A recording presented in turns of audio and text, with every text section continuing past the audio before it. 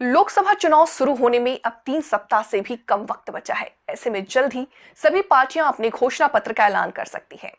सूत्रों के मुताबिक बीजेपी का घोषणा पत्र ज्ञान पर आधारित होगा। ज्ञान के 4 शब्द का मतलब जी से गरीब, वाई से युवा, ए से अन्नदाता और एन से नारी शक्ति है। अगले 5 साल सत्ता पर आने के दौरान बीजेपी करीब युवाओं, किसानों और महिलाओं सशक्तिकरण पर काम करना चाहती है। बीजेपी ने रक्षा मंत्री राजनाथ सिंह की अध्यक्षता में चुनाव घोषणा पत्र समिति का गठन किया, जिसमें विकसित भारत का एजेंडा और उसकी रूपरेखा तैयार करने की बात कही गई थी।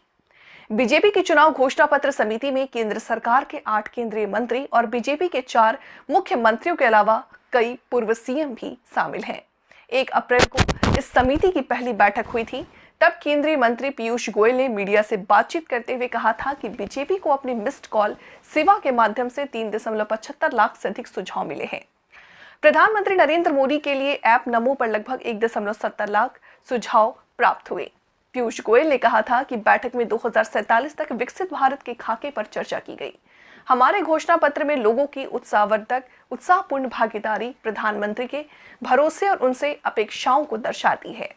भाजपा नेता ने कहा था कि लोगों से प्राप्त सभी सुझावों को विभिन्न श्रेणियों में बांटा जाएगा और फिर समिति की अगली बैठक उन पर विचार विमर्श करके छांटा जाएगा। मोदी द्वारा गरीब, युवाओं, महिलाओं और किसानों के लिए अपनी सरकार की प्राथमिकताओं को लगातार रेखांकित किए जाने के लिए सत्तारूढ़ पार्टी उनसे जुड़े मुद्दों को प्रमुखता से दे सकती है।